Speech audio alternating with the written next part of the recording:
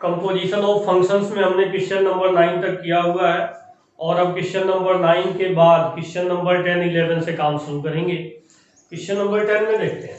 ये यहाँ पर क्वेश्चन नंबर 10 में कहा जा रहा है कि फंक्शन एक रियल नंबर से रियल नंबर में डिफाइन होता है और वह एक आइडेंटिटी फंक्शन है। तो f इंटू एफ और एफ ओ एफ का वैल्यू क्या होगा, इसका सॉल्यूशन क्या है। सॉल्यूशन में यहाँ पर आप सपोज कर सकते हो कि let x be a function in domain of real number, therefore f into F of x, इसको हम लिख सकते हैं fx। ये f इंटू एफ है, तो जैसे हम इसको x के साथ ऑपरेट करेंगे तो हमें मिल जाएगा ये fx, फिर से इंटू fx, तो fx इंटू fx ये मिलेगा। यहाँ पर कहा जा रहा है कि यह एक आइडेंटिटी फंक्शन है। तो जब आइडेंटिटी फंक्शन है तो आइडेंटिटी फंक्शन को हम ऐसे लिख सकते हैं, आइडेंटिटी फंक्शन ये क्या होता है, fx equal to x। Identity function क्या होता है, fx इक्वल टू x। तो हम fx के जगह पर x लिखेंगे, यहाँ पर x लिखेंगे और यहाँ भी क्या लिखेंगे, x लिखेंगे। तो x को x से मल्टीप्लाई करेंगे तो x स्क्वायर होगा। सेकेंड पार्ट में क्या कहा गया, सेकेंड पार्ट में कहा एफ ओ एफ एक्स, इसको क्या लिख सकते हैं, एफ ऑफ एफ एक्स। क्या लिखेंगे, एफ ऑफ एफ एक्स। और ये एफ एक्स कैसा है, एफ एक्स एक आइडेंटिटी फंक्शन है, इसलिए एफ एक्स के जगह पर हम इस एफ एक्स के जगह पर x लिखेंगे। अब इस एफ एक्स के जगह पर x लिख दिया और फिर से ये f है, मीन्स ये टोटल एफ एक्स हो गया। इस एफ एक्स को क्या लिख सकते हैं, x। क्वेश्चन नंबर 11 में कहा गया कि let f be any real function and g be function to x, then prove that g o f is same as f plus f। f is a real function, f कैसा function है, real function, means f जो function है real number से real number में define होता है। And ये जो gx है, gx इक्वल टू 2x है, gx इक्वल टू 2x है। तो आप देख रहे हो कि ये जो x है ये डोमेन है और ये जो 2x है ये कोडोमेन है। मीन्स हम कह सकते हैं कि g जो फंक्शन है, यह जो डोमेन है ये कहाँ से लिया जा रहा है, ये भी रियल नंबर से लिया गया है और ये 2x क्या होगा, ये भी रियल नंबर होगा। मीन्स हम कह सकते हैं कि g is a function defined from real number two real number. और जो बेसिक कंडीशन है GOF और FOG निकालने का, जो बेसिक कंडीशन है FOG और GOF कब निकल सकता है, तभी निकलेगा जब हम मैपिंग करें। तो range of f, range of f क्या है, रेंज ऑफ f, और ये रेंज ऑफ f जो है रियल नंबर है। और डोमेन ऑफ g क्या है, डोमेन ऑफ g ये भी रियल नंबर है। तो हम देख रहे हैं कि range of f is subset or equal to domain of g, therefore range of f is subset or equal to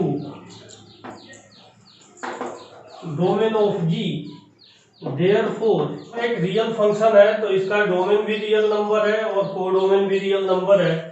और दूसरा जो फंक्शन था gx इक्वल टू 2x, तो x रियल नंबर होगा तो 2x भी क्या होगा, रियल नंबर होगा। तो हमने इसका डोमेन और कोडोमेन इसका खुद लिखा हुआ है और हम चेक कर रहे हैं कि रेंज ऑफ f ये क्या होता है, रेंज होता है, ये होता है डोमेन, इसको कोडोमेन भी कहते हैं। तो रेंज ऑफ f r है और इसका g का जो डोमेन है ये भी r है, तो r के बराबर होंगे, इसलिए हम कह सकते हैं कि range of f equal to G O domain of g, इसलिए GOF एग्जिस्ट करेगा। और जब GOF एग्जिस्ट करेगा इसलिए हम लिख सकते हैं GOF ऑफ x। ये कितना होगा, G ऑफ fx होगा। और G ऑफ fx कितना मिल जाएगा, fx के जगह पर अगर हम लिख दें x, fx के जगह पर क्या लिखें, x, क्यों? क्योंकि जब यह रियल फंक्शन है तो रियल फंक्शन में हम सपोज कर सकते हैं, रियल फंक्शन में सपोज कर सकते हैं, क्या सपोज कर सकते हैं, F X equal to X, means एक आइडेंटिटी फंक्शन जैसा कोई भी एक फंक्शन आप ले सकते हो। तो जी एक्स इक्वल टू एक्स, और जी एक्स का वैल्यू क्या है, जी एक्स का वैल्यू है 2x, तो जी एक्स की जगह पर क्या लिख दिया, 2x लिख दिया। तो ये कंपोजिशन ऑफ टू फंक्शन मिल गया। अब इसमें कहा जा रहा है कि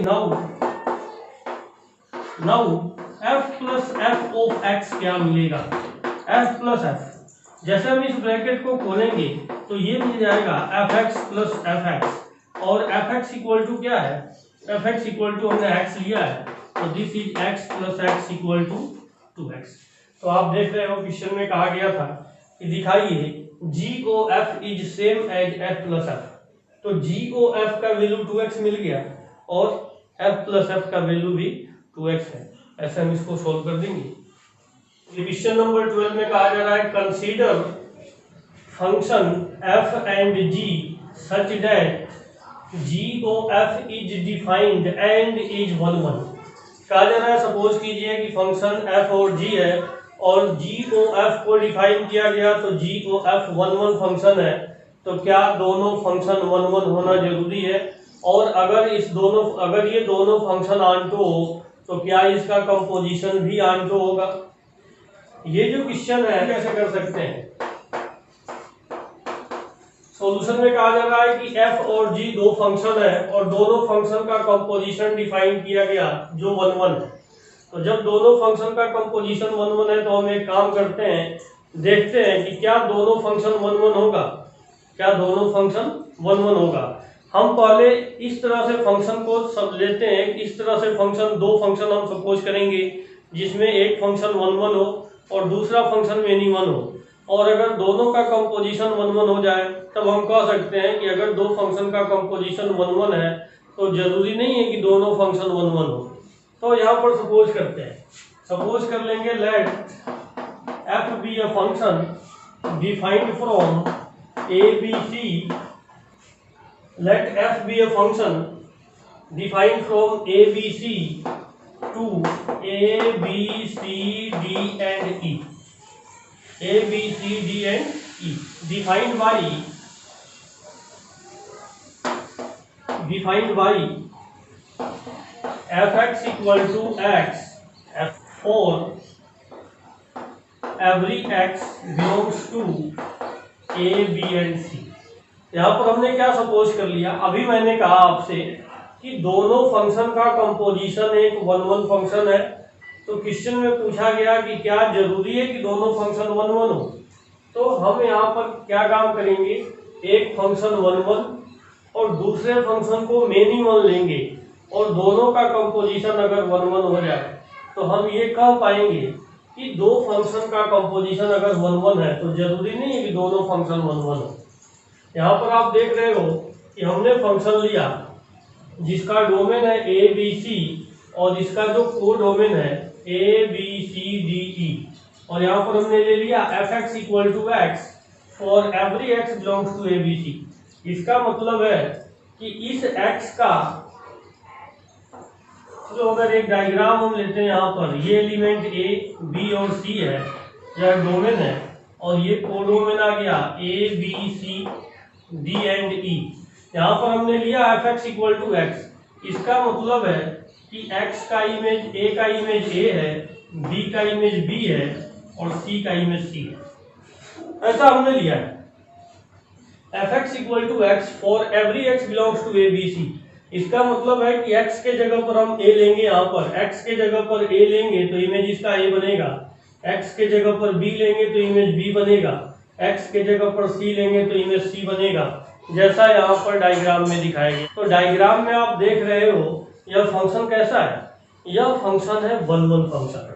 तो आप इसको कह सकते हो कि f इज 1 1, क्या कह सकते हो, f इज 1 1।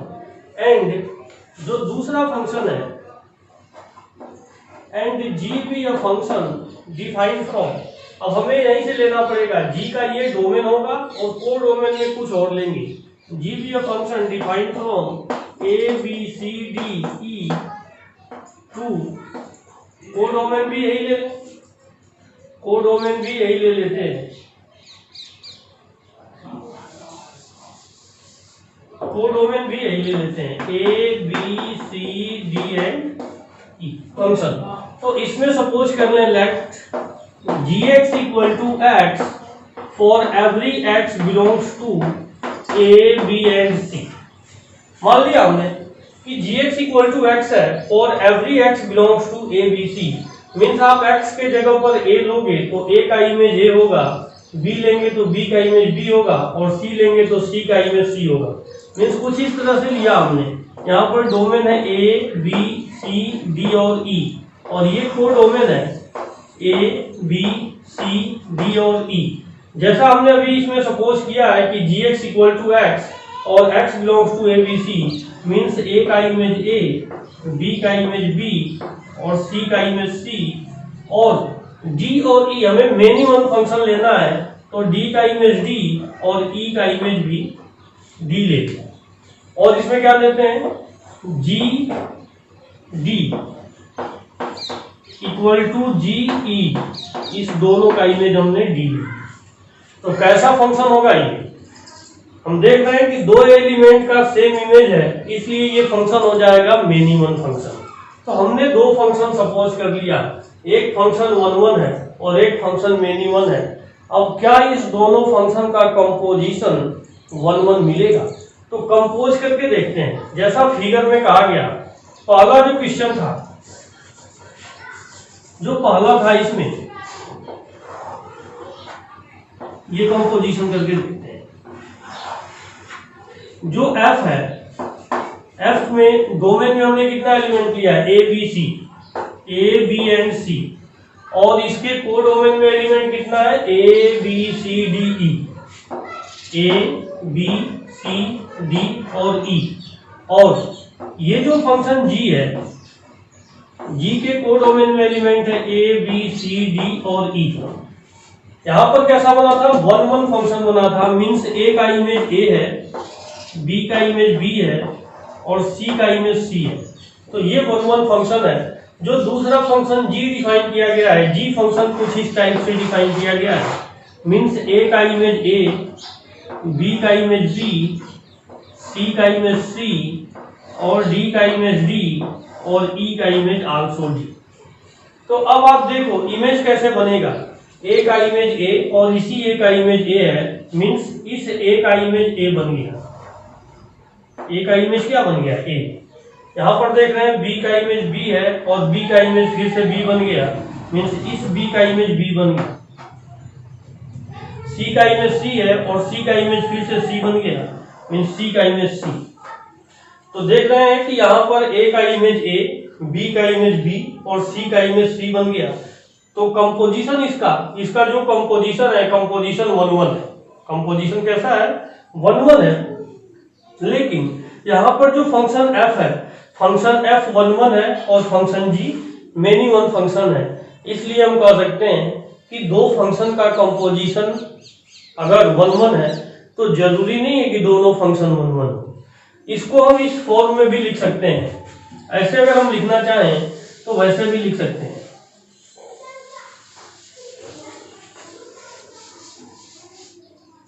जैसे GOF, हम इस एलिमेंट A के लिए अगर कंपोजिशन करें GOF ऑफ A, तो इसको लिख सकते हैं G ऑफ FA। और FA का इमेज A है, इसलिए इसको फिर से लिख सकते हैं GA। और यहाँ पर जो हमने लाइन लिखा है कि A का इमेज, जैसे हम X के जगह पर A लिखेंगे तो A का इमेज A बनेगा, तो फिर से A का इमेज A बन गया। वैसे ही GOF ऑफ B अगर आप निकालते हो तो इसको लिख सकते हैं G of FB।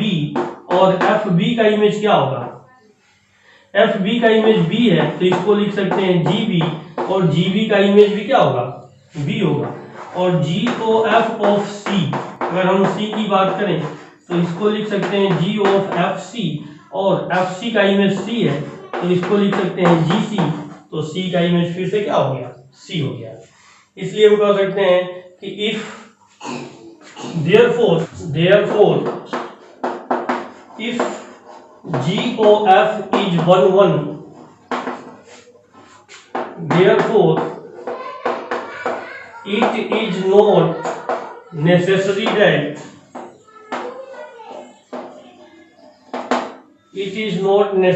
that both f and g are 1 1 अब हम दूसरी बात करेंगे कि अगर दोनों फंक्शन f और g आंटो हो तो क्या इसका कंपोजिशन भी आंटो होगा। इधर कर लेते हैं, कंसीडर दैट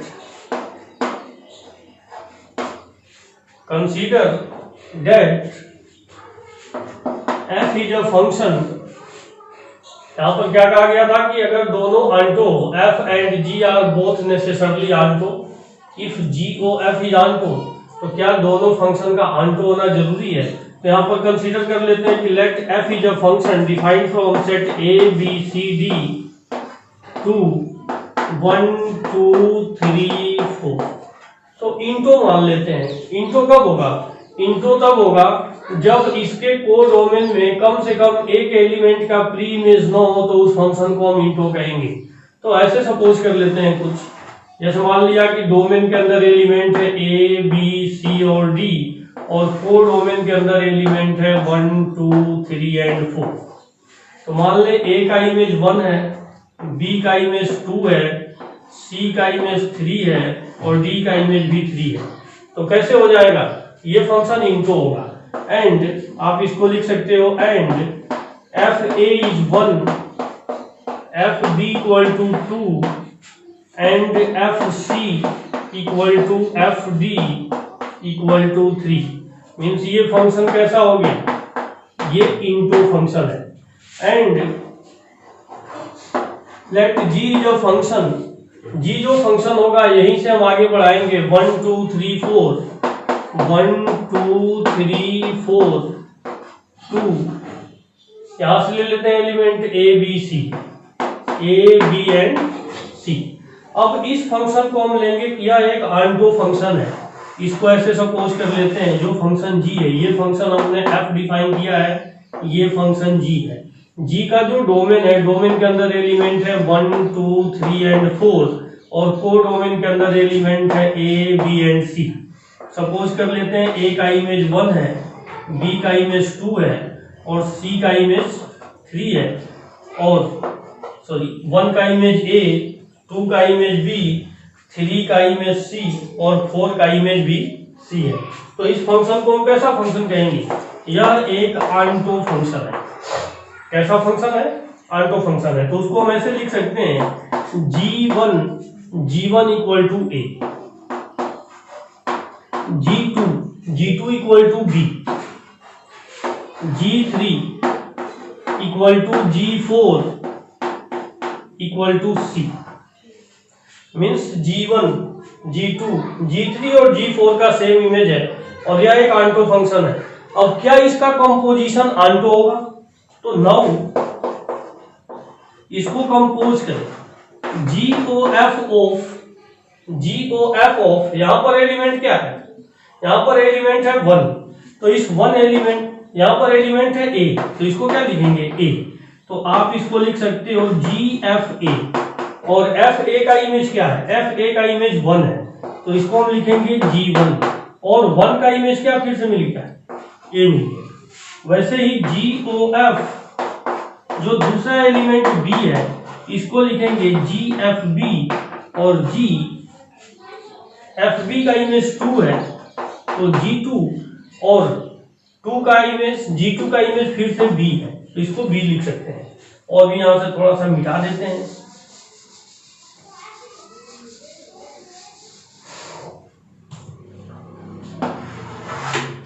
तो GOF।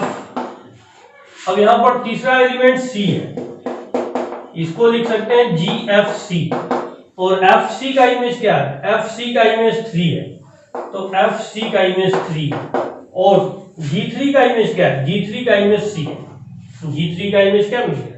c मिल गया।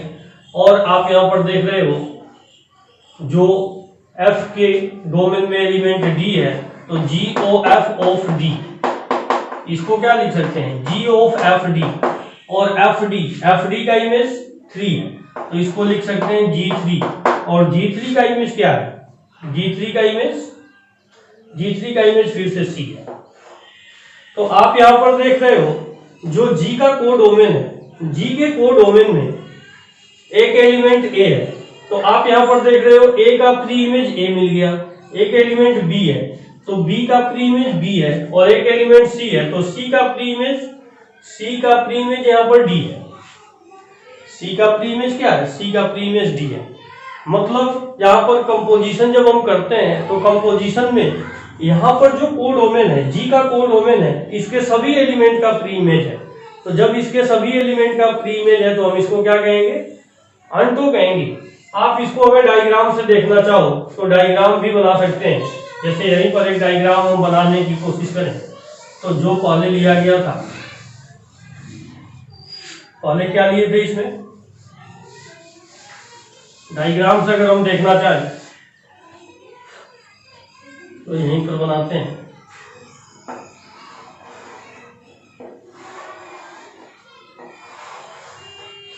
डायग्राम में यहां पर एलिमेंट है A, B, C और D, और इसका जो कोडोमेन है 1, 2, 3 एंड 4 है, ये फंक्शन f है। तो यहां पर क्या लिखा गया? A का इमेज 1 है, B का इमेज 2 है, और C और D का इमेज 3 है, और जो दूसरा फंक्शन G है, G फंक्शन में 1 का इमेज A है। यहाँ पर कोडोमेन में एलिमेंट है A, B, C, तो 1 का इमेज A, 2 का इमेज B, 3 और 4 का इमेज C है। तो आप देख रहे हो इस 1 का इमेज ये A का इमेज A बना, B का इमेज B बना और C का इमेज C बना, और कोडोमेन के अंदर तीनों एलिमेंट का कोई ना कोई प्री इमेज है, इसलिए इसका कंपोजिशन आंटो है। तो जब इसका कंपोजिशन आंटो है, लेकिन इसमें जो फंक्शन f है, फंक्शन f हमने इंटो लिया है और फंक्शन g एक आंटो फंक्शन लिया है, और दोनों फंक्शन का कंपोजिशन एक आंटो फंक्शन है। तो आप कह सकते हो कि if the composition of two functions are onto, therefore it is not necessary that both functions are onto। ऐसे यहाँ पर क्वेश्चन में कहा जा रहा है कि if the function f from real number to real number given by fx equal to x plus 3/2 and g is a function from real number to real number given by gx equal to 2x minus 3, find f o g। Second में find करना है g o f is f inverse equal to g। तो solution कैसे कर सकते हैं? Solution में हम देख रहे हैं कि इसका जो डोमेन है रियल है, कोडोमेन रियल है, इसका भी डोमेन रियल है, कोडोमेन रियल है। तो यहाँ पर GOF और FOG एग्जिस्ट करेगा, इसको हम चेक नहीं करेंगे तो भी कोई बात नहीं है, लेकिन डोमेन और कोडोमेन अगर अलग अलग हो तब हमें चेक करना ज़्यादा जरूरी है। तो पहले तो यहाँ पर FOG निकाल दें। FOG ऑफ x को क्या लिख सकते हैं? F ऑफ GX, और gx का वैल्यू क्या है? gx का वैल्यू है 2x माइनस 3, तो f 2x माइनस 3, और x के जगह पर जैसे ही हम 2x माइनस 3 इस f वाले में लिखेंगे तो ये जो f, अगर यहाँ पर f है तो हम यहाँ x लिखते हैं, अगर यहाँ पर x है तो हम यहाँ x लिखते हैं। अगर यहाँ पर x के जगह पर कोई नंबर मान लो m हो, अगर यहाँ पर m हो तो यहाँ पर हम m लिखेंगे। तो वैसे ही अगर आप x के जगह पर देख रहे हो कि 2x माइनस 3 है, तो x के पोजीशन पर ये 2x माइनस 3 अब यहाँ चला जाएगा। तो आप इसको लिख सकते हो f(x) वाले में x प्लस 3/2। ये f के साथ जो टर्म आता है उसके लिए हमने पोजीशन क्रिएट किया है, जो एक वैकेंट पोजीशन है। अब आप देख रहे हो f के साथ है 2x माइनस 3, तो यह 2x माइनस 3 हम इसी में लिखेंगे, और जैसे इस ब्रैकेट को खोल देंगे ये -3 और +3 कैंसिल होगा, तो मिलेगा क्या? 2x/2 this is equal to x। तो 2x/2 इक्वल टू x मिल गया। ये FOG निकाला हमने। GOF क्या होगा? GOF ऑफ x, ये तो फर्स्ट पार्ट था। सेकेंड पार्ट में देखते हैं GOF ऑफ x, इसको लिख सकते हैं G ऑफ fx। fx का वैल्यू क्या है? fx का वैल्यू है x प्लस 3/2, तो इसको लिख सकते हैं G times of X plus 3/2, X plus 3/2। तो ये मिल गया जी। जी के साथ देखो, जी अगर जी एक्स है तो यहाँ मिलता है 2x माइनस 3, तो फिर से लिखेंगे 2x माइनस 3, ये लिखा गया है 2x माइनस 3। लेकिन अब x के जगह पर है x प्लस 3/2, x के पोजीशन पर अब ये लिखा हुआ है x प्लस 3/2। उसी वैल्यू को हम यहाँ पर लिखेंगे, 2 से 2 कैंसिल हो जाएगा और इसको आप लिख सकते हो x प्लस 3 माइनस 3, 3 से 3 कैंसिल, फिर से क्या मिला, x मिल गया। तो दोनों कंडीशन में ये x मिल गया। अब इसका इनवर्स निकाल के देखते हैं। नाउ यहां पर कहा गया था कि क्या f inverse equal to g होगा, तो f इनवर्स निकालेंगे। f इनवर्स कैसे निकलेगा, यहां पर कहा गया है fx equal to x plus 3/2। इसका इनवर्स निकालना है, बहुत अच्छा टॉपिक है ये। इनवर्स कैसे निकलेगा इसे हमें देखना भी चाहिए और समझना भी चाहिए। एक नंबर में क्वेश्चन कई बार पूछ लिया जाता है इस तरीके से।